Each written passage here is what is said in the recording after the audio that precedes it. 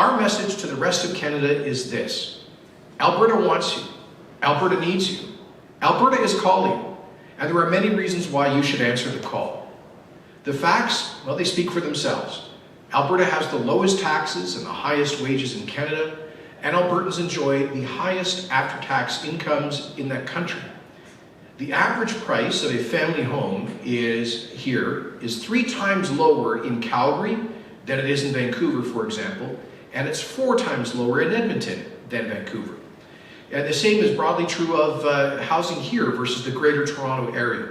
People are paying $1.2 million for detached homes in Toronto and Vancouver versus about $450,000 in Edmonton, Calgary, and $380,000 in Edmonton. Calgary and Edmonton folks in those cities spend about 26 minutes getting to work on average. That compares to nearly 40 minutes in Toronto and over 50 minutes in Vancouver. The concept for Alberta is calling is quite simple. And we hope that the power of these facts will get more Canadians thinking about Alberta as a place to live. The campaign will be launched in 2 phases. The first that starts today will be in transit stations and buses and trains in Vancouver and Toronto areas, and targeted to young professionals across the full range of digital and social media platforms. All ads will point to a new website, albertaiscalling.ca. That's albertaiscalling.ca.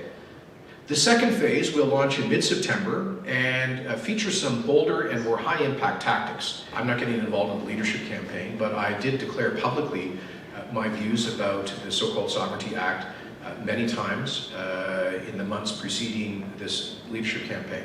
So I'm just restating my public position. The fact that there's a leadership campaign doesn't mean my public position on taxes or reform of the Federation or pipelines or anything has changed, and I'll continue to speak my mind on those public policy issues and without getting involved in the various candidates' campaigns for the UCP leadership.